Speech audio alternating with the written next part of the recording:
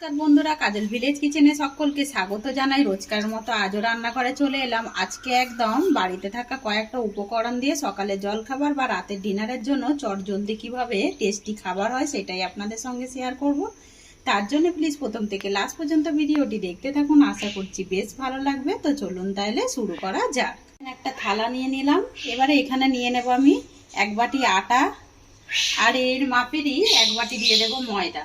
তো তোমরা চাইলে কিন্তু এটা আটা অথবা শুধু ময়দা দিয়েও এই খাবারটা করে নিতে পারো।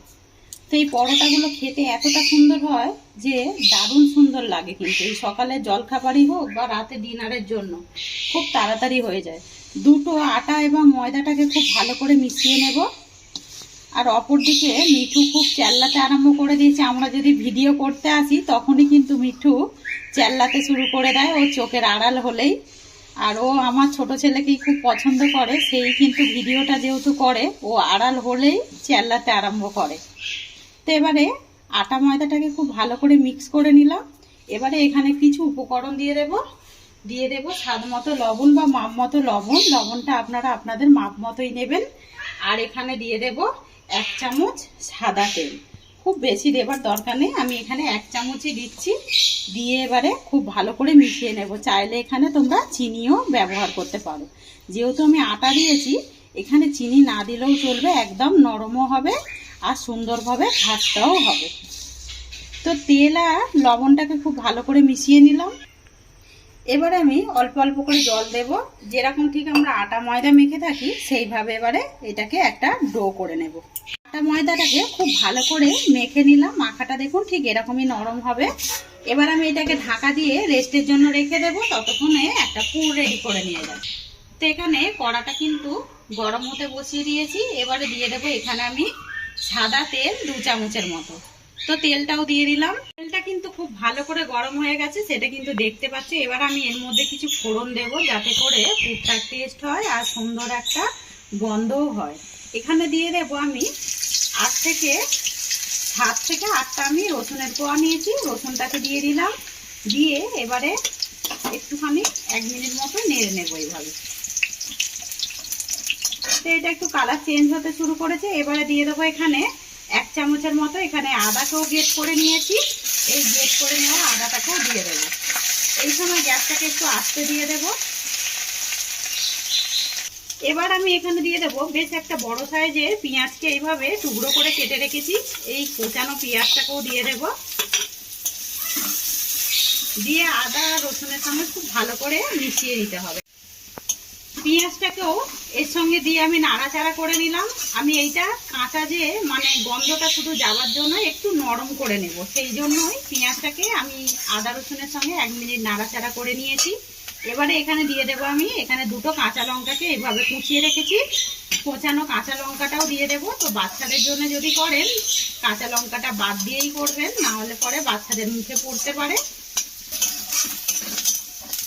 তো কাঁচা লঙ্কাটাকেও দিয়ে আমি ভালো করে নেড়ে নিলাম। কাঁচা লঙ্কারও সবুজ দেখুন রংটাও কিন্তু রয়েছে। এটা কিন্তু এইভাবে নাড়তে নাড়তে নরম হয়ে যাবে। আমি এটাকে পোড়াতে চাইনি, তাই জন্য আগে দিলাম না। এবারে এখানে দেবো আমি হলুদ গুঁড়ো, একটা সুন্দর রঙের জন্য দিয়ে দিলাম বেশ কিছুটা হলুদ গুঁড়ো। এতে করে যে পরোটাগুলো করছি পুরটার রংটা কিন্তু বেশ সুন্দর আসবে, তাই জন্য দিয়ে দিলাম একটু হলুদ গুঁড়ো। তো হলুদের একটা কাঁচা গন্ধ থাকে, ওইটাও একেবারে চলে গেছে। এখানে আমি বড় গেটারে দিয়ে ভালো করে একটা আলুকে গেট করে নিয়ে ধুয়ে রেখেছি আর জলটাকে ঝাড়াতে দিয়ে দিয়েছিলাম। এবারে এই গেট করা আলুটাও কিন্তু এর মধ্যে দিয়ে দিলাম। দিয়ে একটুখানি নাড়াচাড়া করে নেব। আর আপনাদের কাছে যদি কোনো সবজি থাকে, গাজর অথবা বিট,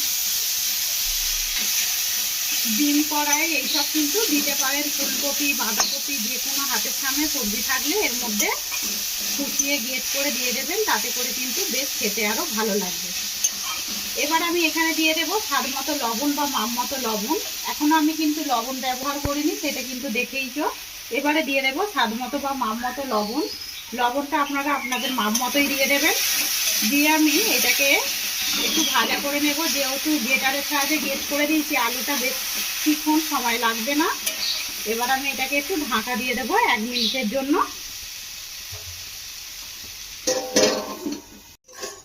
এবারে ঢাকাটাকে খুলে নেব। আর কতটা আলুটা সিদ্ধ হয়ে গেছে সেটা কিন্তু দেখতেই পাচ্ছেন, আর অনেকটা কিন্তু তেল ছাড়তেও শুরু করেছে। এবারে আলুটাকে আমি একটু সাইড করে দেব। আর একটু টেস্ট বাড়ানোর জন্য আমি এর মধ্যে আরো কিছু উপকরণ দেব। এখানে দিয়ে দেব আমি আবারও 1 চামচ সাদা তেল।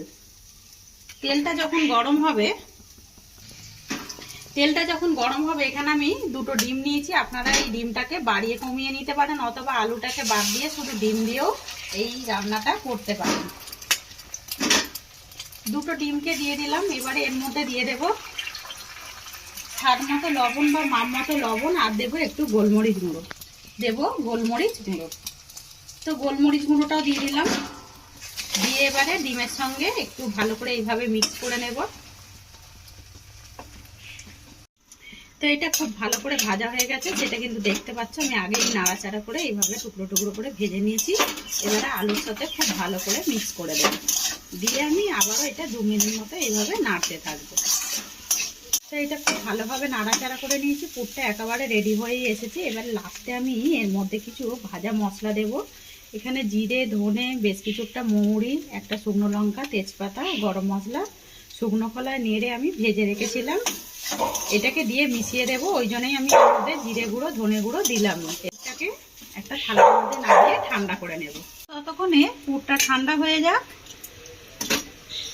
ময়দাটা যে মেখে রেখেছিলাম বেশ অনেকটা সময় হয়ে গেছে। তো আটা ময়দাটা দেখুন কতটা সুন্দরভাবে নরম হয়ে গেছে, ঢাকা চাপা ছিল বলে। তার একটুখানি মেখে নেব। এবারে এটা থেকে যেরকম ঠিক আমরা পরোটা, রুটি অথবা পরোটার যে লেচি করি ওইভাবে কয়েকটা লেচি কেটে নেব। কয়েকটা লেচি কেটে নিয়ে এখানে দেখুন এখানে গোল গোল করে নিয়েছি। আর এখানে 2 বাটি ময়দা, আটা ময়দাতে কিন্তু 8খানা আমার এখানে রুটি পরোটা হবে। তো এখান থেকে একটা লেচি নিয়ে নেব। এবারে অপরগুলো সরিয়ে রাখবো ততক্ষণে। এবারে এখানে দিয়ে দেব আমি একটু আটা অথবা ময়দা দিয়ে দেবেন। আমি এখানে একটু ময়দা ছিটিয়ে দিলাম। দিয়ে এটাকে আমি যেরকম ঠিক রুটি বেলি সেইভাবে আগে বেলে নেব। তো এটাকে বেশ সুন্দর করে বড় করে একটু গোল করে নিলাম। আর কতটা পাতলা করেছি সেটা কিন্তু দেখতেই পাচ্ছেন। এইভাবে একটু পাতলা করে আর এইভাবে একটু বেশ রুটির সাইজটা একটু বড় করে বেলে নেবে।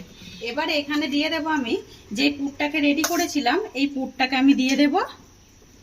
দিয়ে আমি ঠিক এটাকে যেরকম ঠিক তিকোনানে হয় সেইভাবে আমি আগে করে নেব। আর এটাকে হাত দিয়ে একটু তিকোনানের মতো করে দিলাম।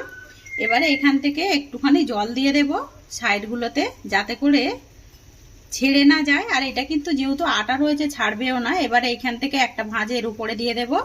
আর এখান থেকে আবার একটা ভাঁজ নিয়ে এসে এইভাবে দিয়ে দেব। এইভাবে দিয়ে আর নিচের ভাঁজটাকেও ঠিক এইভাবে আমি মুড়ে দেব।